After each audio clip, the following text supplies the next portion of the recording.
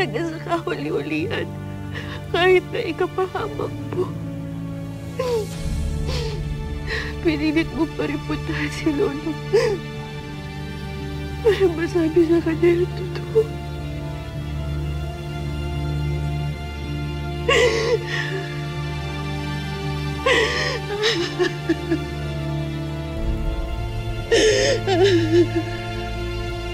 Mama. Mama, nandito na ako. Nandito na ako. Patawarin mo ko. Patawarin mo ko, Mama.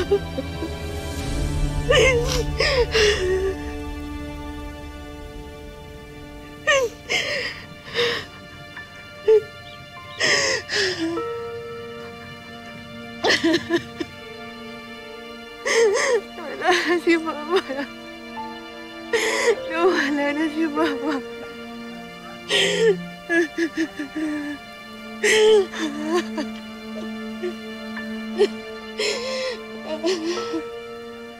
Ospital.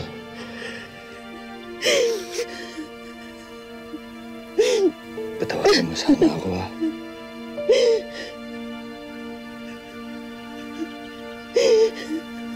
Kasi hindi ko naligtas si Mama.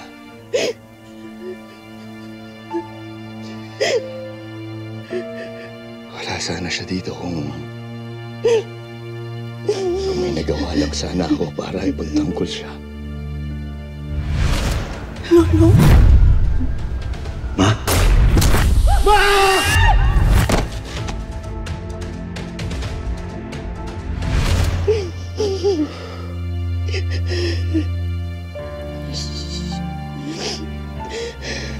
Mahal.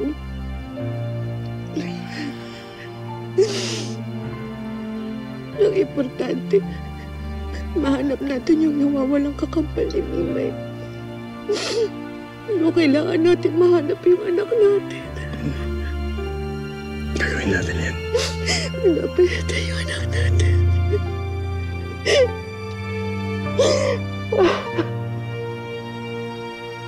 Lolong.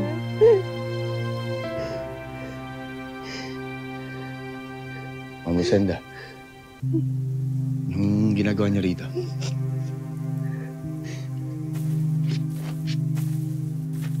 Si Elsie ko pala, asawa ko. Si Ma'am Rosenda. Galing ako sa ospital kaso wala ka daw doon. Gusto sana kita makausap para personal ako makapagpasalamat sa'yo sa lahat ng mga nagawa mo para kay Butchoy. Sabi nila dito lang daw kita matatagpuan.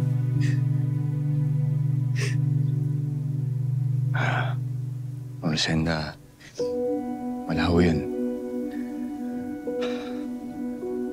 Alam niyo naman ho siguro na nakahanda ho kung gawin lahat para ho kay Butchoy. Parang anak ko na rin ho kasi yun. Nga pala si Elsie ho, ang asawa ko. Si Ma'am Rosenda yung nag-alaga kay Butchoy.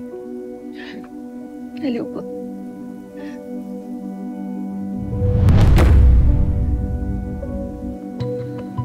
May problema ho ba? Siya po pala yung mama ko.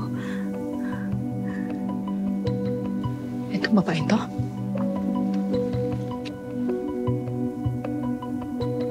Itong mama mo? Ha? Chris? Chris?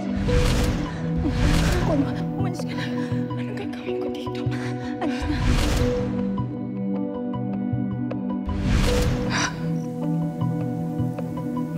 Patay na pala siya.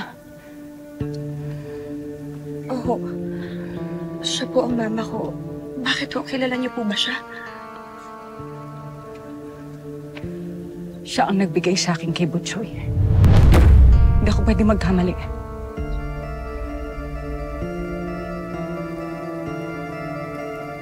Teka lang ho. Tama ho ba yung intindi ko? Sinasabi niyo po ba na sa inyo ho binigay ng mama ko yung anak naming lalaki? Ma'am Rosenda, sigurado ba kayo sa sinasabi niya? Oo. Kung si Butchoy ho ang binigay ho sa inyo ni Mama Ana,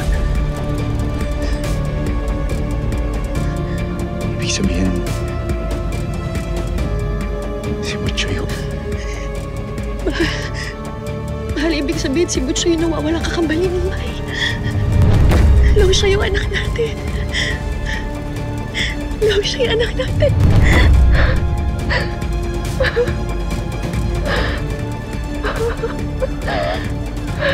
Anak natin, Law.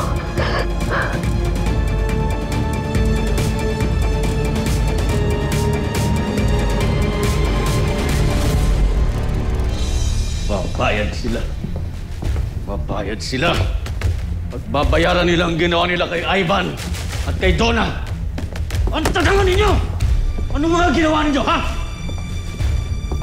Anong ginawa ninyo? Tawagin ninyo ang mga natitira pa nating mga tauhan. Gagawin ko ang lahat para mapatay ang hayop na si Lolong na yan. Huwag mo nang ituloy ang mga plano mo.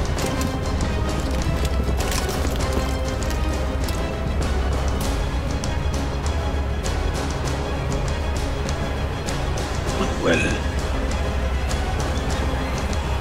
anong ginagawa mo rito? Ako nga, Julio. Kapatid ko. Hanggang ngayon, kinasusuklaman pa rin kita. Sa dami ng atraso mo sa akin. Pero panahon na para malaman mo kung anong totoo. Malaman mo na kung ano ang tunay na pagkatao ng taong gusto mong patayin.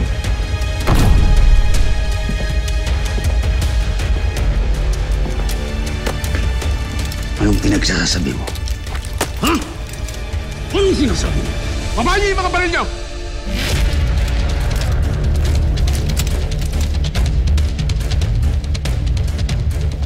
Ito na ang pagkakataon para malaman mo na ang tunay na pagkatao ni Lolo.